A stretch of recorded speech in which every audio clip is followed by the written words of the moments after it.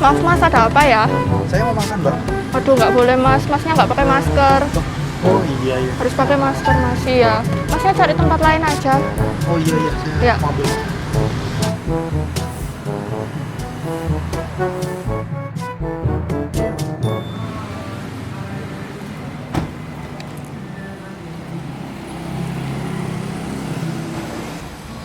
Selamat datang kak, silakan masuk. Loh, masnya mau ngapain lagi? Dia kan nggak pakai masker. Oh boleh masuk? Saya udah bawa masker. Emang masnya mampu makan di sini? Mampu bayar? Emang masnya mampu makan di sini? Mampu bayar?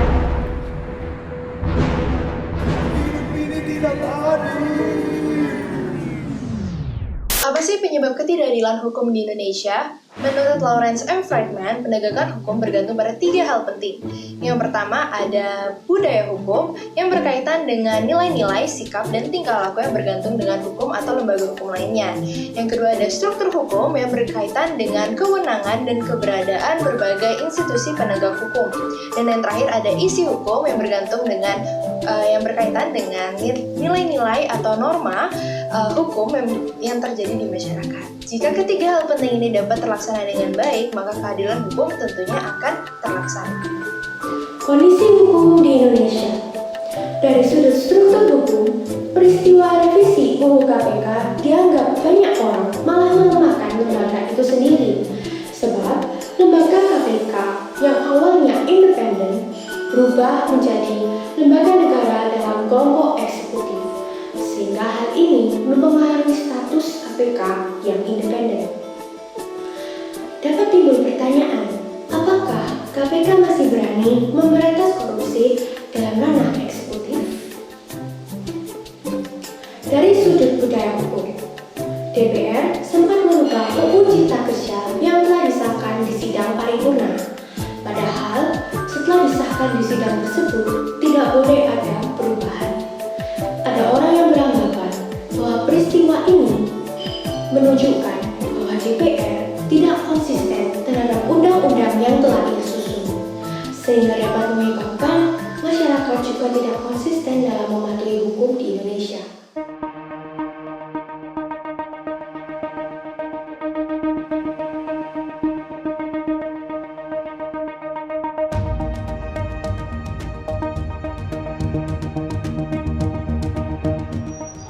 Selamat pagi rekan-rekan sekalian. Saya dan tim sekarang akan membahas tentang 2 kasus yang sama-sama melanggar UU ITE.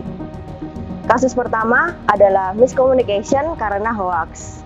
Lalu kasus kedua adalah penyebaran video porno oleh Giselle. Sekarang saksikan drama dari kelompok kami.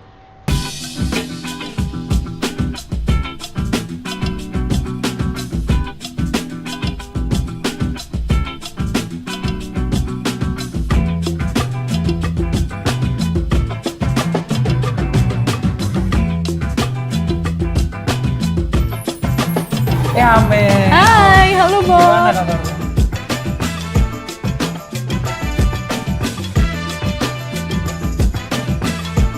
Terus itu, kamu ada mata kuliah CIVI kan? CIVI Iya, Pancasila. ada. Nah, gara-gara pelajaran itu, aku jadi kayak pikir-pikir nih soal keadilan.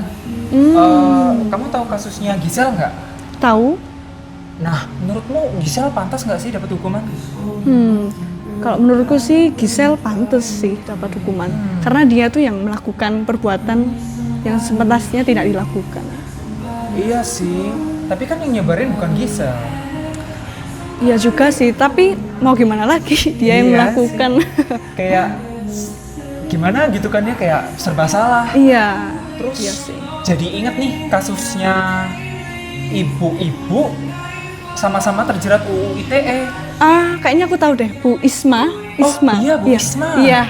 Nah, Bu Yang Isma Facebook kan, gitu kan ya? Oh iya, di Facebook. Ah. Itu kan sebenarnya kan kasusnya hampir sama ya, kayak sesuatu yang buruk itu tersebar di media. Mirip sama punyanya Giselle. Iya, mirip lah.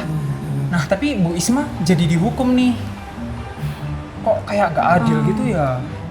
Padahal dia punya bayi Iya, kan ya? punya bayi loh. Padahal Giselle alasan gak jadi ditahan karena punya balita. Tapi yang Bu Isma ini ditahan walaupun punya bayi Iya. tetap ditahan. Gila sih. Aduh, Kayak ya juga sih. kita dari orang awam memandangnya terlihat gak adil banget kan. Tapi mungkin karena memang Bu Isma mencemarkan nama baik Iya seseorang sih. di Facebook itu. Berarti di sini kita bisa belajar sih Hal, kalau hukum itu tumpul ke atas, tajamnya ke bawah.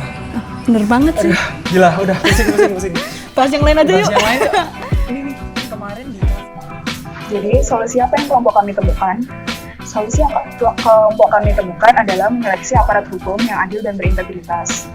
Pemerintah harus tegas dalam memilih aparat hukum agar mereka bersikap adil pada kalangan manapun dan juga berintegritas tinggi sehingga tak mudah melakukan kecurangan seperti menerima suap seperti pada kasus tersebut.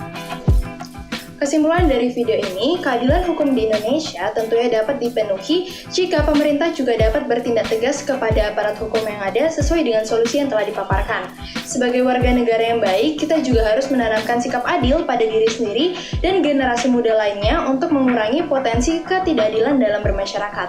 Semoga video ini dapat membantu Anda dalam memahami kondisi hukum di Indonesia. Terima kasih sudah menonton.